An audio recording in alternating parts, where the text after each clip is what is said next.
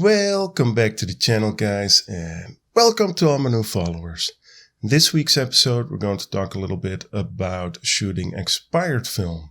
Expired film is a lot of fun, and you might think, why should I shoot expired film while there's fresh film available that's where I can count down that it's still good?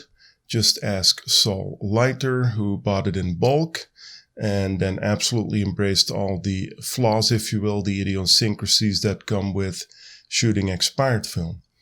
Personally, I shoot expired film because, I started shooting film in 1999, and, from 1999 till now, there have been a lot of films that have been discontinued, and some near and dear to my heart that I still try to find on eBay or anywhere else in order to still be able to shoot them a little bit, like the Kodak BW black and white 400CN film that I've bought not too long ago. Now, one tip, definitely the first and the major tip that I would say is when you buy expired film is you're going to have to embrace some of the flaws that come with shooting expired film.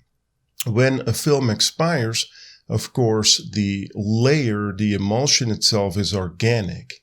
Within that gelatin layer, there are little dye packs, and they form a certain color once they are or come into contact with water. But those dye packs, they can degrade a little bit.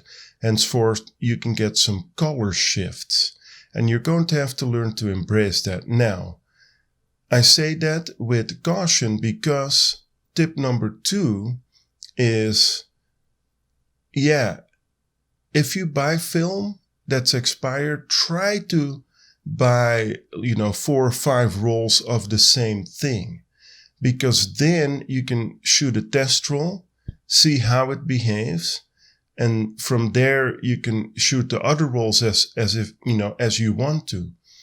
But I don't believe, at least I'm in the camp, everybody should do whatever they want to do, that's up to them. But I don't believe in buying an expired roll and then trying to make it look like it's new. You can do that, and if you want to do that, there's no problem with that. And quite often with portraiture, that's what I do. I'll just go ahead and overexpose a film. It of course depends on whether or not that was an professional film or not. But if you have a professional film, you can definitely overexpose it a stop or two and then go from there. But you want to buy a few rolls, not just one, to see how the film behaves. Now, if you're absolutely dead set on just buying one roll of expired film, then I would say, if you develop yourself, otherwise, you really can't do that, only if you have good contact with the lab. But shoot a few rolls, cut them out in the dark bag or in the dark room, develop that little strip and see how that film behaves, and then you can shoot that film accordingly. Most of the time, I sort of embrace the characteristics, and 9 out of 10 times when you're shooting expired film in bright lights, you're out there in the sun, it's a sunny day, you have enough light, then it's still going to look good, whether or not you overexpose it or not. The problems, if you will, quote unquote problems, they usually start inside the house, where there's not enough light and you get a lot of dark nookies and crannies. And that's where you see sort of that, the muddiness, the ugly muddiness, the degradation of the film will be exposed to its, no pun intended, to its, largest extent. You'll see the flaws more.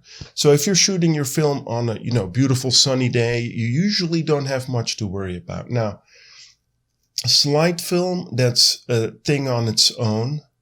And we're not necessarily talking about slide film here. I'm talking about 35 millimeter negative film, 35 millimeter print film, if you will, because that's where I have the most experience with slide film.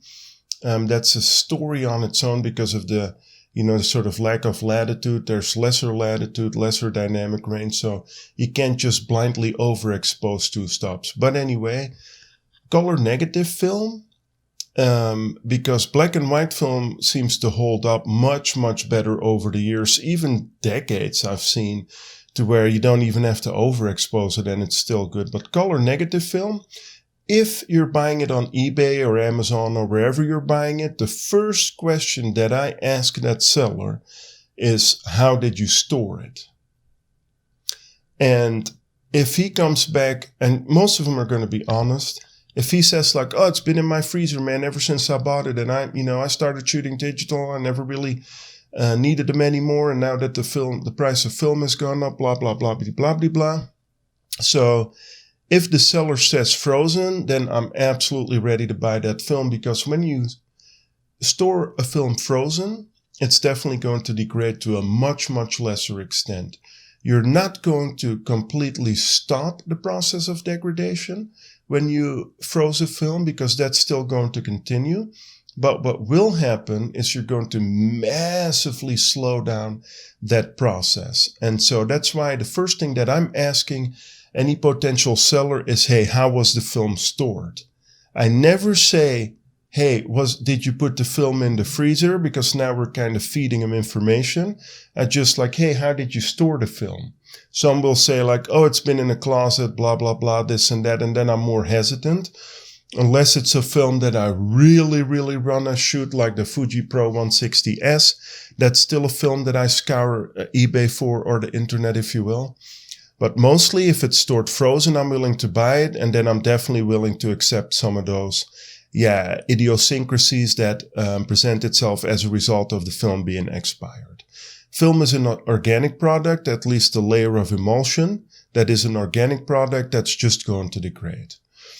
Now, you also have to realize that when you develop at home, and certainly if you bring it in at a lab, older films usually do need the stabilization bath. So definitely don't skip that. The stabilization bath is there to prevent your film from getting mold in the future. And older films, they're more susceptible to that. So definitely stabilize it. Do the stabilization step when you process your film. Some films, they curl up really bad. Newer films, they rarely curl because they have been designed for scanning. Older films haven't necessarily been designed for scanning, but definitely some films, a lot of films, they'll curl up really bad. So you have to put them in your little print file sleeve and put them under a stack of books for a night, and then you can scan them a whole heck of a lot better. So that's another tip that I would give you. Put them in, sleeve them, put them under a stack of books for a night or two. And I know that's frustrating because you have to wait a little bit longer even, and then scan your films, but you'll get much better results. Or just go ahead and bring them to a lab and they'll scan that for you. Yeah, expired film, a lot of fun. So embrace some of those idiosyncrasies. As mentioned, I started shooting in 1999. So for me, there's been a lot of films that have been discontinued, like the Fuji Pro 100S, the Kodak Pro 160 NC, NVC that I really love. Those are films that if I can buy them, I'll definitely put my hands on them. The Kodak BW400CN, wonderful black and white film. Thankfully, the guy that I bought this last batch from was spot on. They were frozen and they look great. Wonderful film. There are other type films now, such as the Agfa Vista 200 Plus. If I can find it under a reasonable price, I'll still Blythe. Have you ever bought a film with a good Blythe? No, under a reasonable price, then I'll definitely buy that. Of course, films that have been more recently discontinued are going to be way more expensive, like a Pro 400H. There, I would recommend to wait maybe a little bit longer until that hype is gone a little bit, unless you really want to buy it and you're independently wealthy. But, of course, buying expired film is going to be a bit more affordable as well. This last batch of Kodak BW400CN, I bought that at $7 per roll, $7.25, something like that. That's really great. And I will absolutely be able to create results with it that I can put either in a book or in a zine or sell prints off of. I'm not going to sell prints off of that, but that's how good the quality is for $7.25 per roll.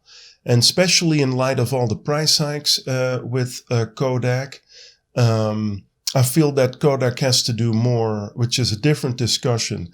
Kodak has to do a lot more to help us. I feel that Kodak has to put every film that they still produce, offered it to bulk load it, because that's going to bring prices down and that's going to make you and me happy. They can easily do that. Every film that's available, boom, bulk load it.